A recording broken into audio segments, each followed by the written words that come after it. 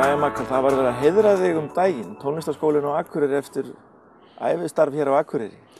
Já, ég vil nú ekki líta á að ævistarfi sé lokið, en allavega en ég búin að vera alltaf lengi. Já, og þú tókstu velunum? Já, ég gerði það og ég bara var mjög reikinn og ánægður með það. Já, manstu þegar komst til Íslands fyrst? Já, ég man alveg rosalega vel. Þetta var 1971 og ég var nýsloppinn út úr tónlistarháskólanum í London, búin að vera í London 3 ár og ég man, þetta var svo mikið ævintýri, ég vissi að ég átti að fljúga á 2 flugvélum, aldrei flogið. Þannig að það var eiginlega bara jafn mikið partur af ævintýri að fljúga til annar landa, sko. En svo náttúrulega þegar ég lendi í Reykjavík, þá er ég kallaður fara fram og þá er ekkert flug norður, ég átti að fara beint til Akureyrar, þannig að ég lendi á Hótel Borg og ýmis ævintýri gerðist þar. Já. En þá pantaði ég skyr, ég vissi ekki hvað væri og mjög hrifinn af því, á Hótel Borg. Já. En hvað dróðu til Íslands og Akureyri?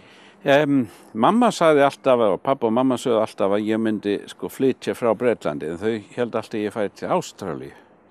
En þetta nú bara svona þannig saga að ég var orðinn svolítið þreyttur á London.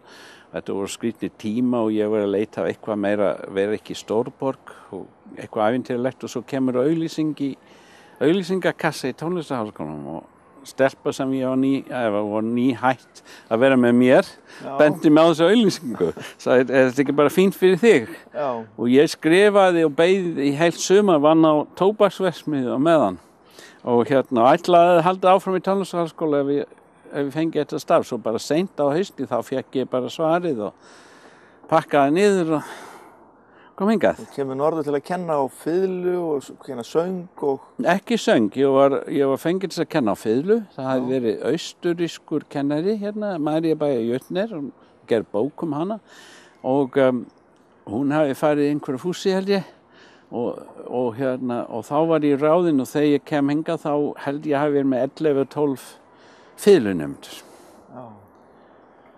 Og það á meðal einn sem heitir Sigurlína Jónsdóttir.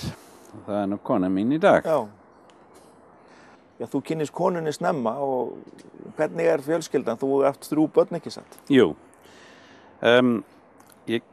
Kona mín var nemandi minn, hún nú ekki það mikið yngri en ég og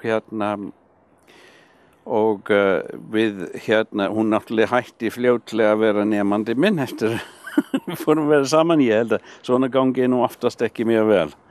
En hún lærði á fiðlu og svo fór að læra á fiðlu og við giftum okkur 1973 í Akureyrarkirkju.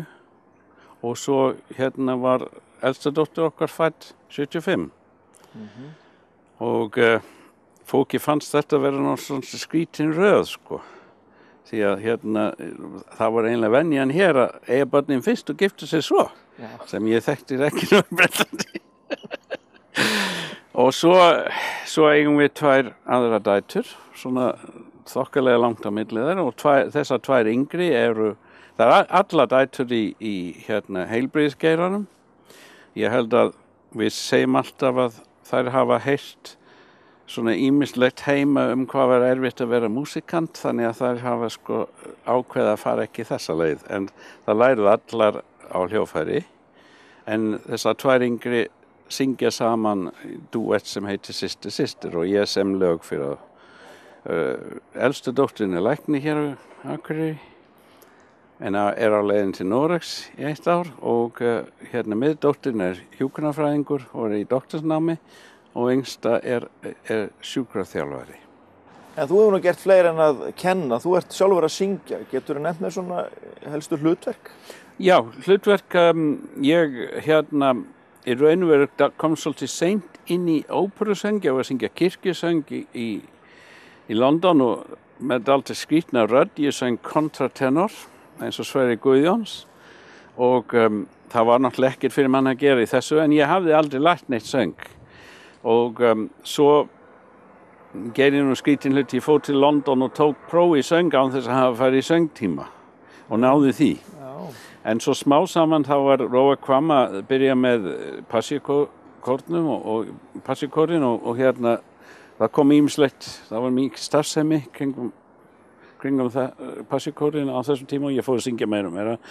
Og svo endaði með að ég fekk hlutverk í Carmina Burana hjá hérna Íslenskri óperu. Þannig að þetta var fyrsta hlutverku mitt á sviði.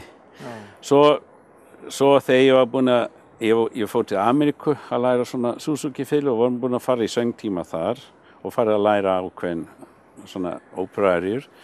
Og svo var byrjað að setja upp hlutir hér eins og hérna Leðurblakan sem var hérna hjá leikfélaginu.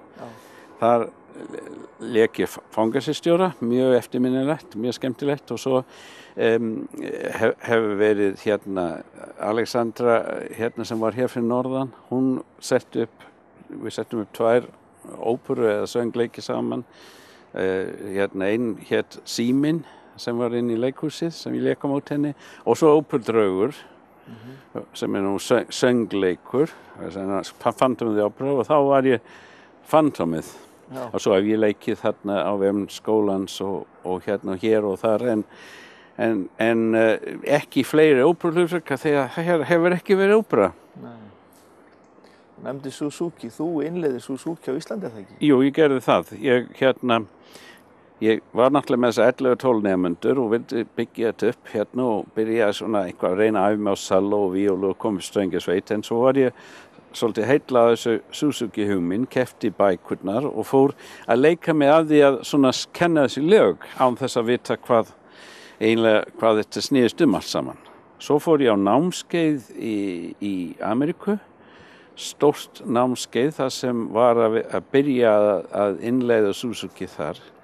Og svo fór ég að kenna í nokkur ár samkvæmt því sem ég hafði lært á þessu námskeiði sem var kannski ekkert allt saman en ég var svona dálítið heittrúaður í þessu og við vorum komin með einhverju 100 fiðlunemendur á en ég vissi og auðmingja Jón Hlöðvar sem var skólastjóri hann þurfti alltaf að panta fleiri og fleiri fiðlur sko, það var alveg agalegt.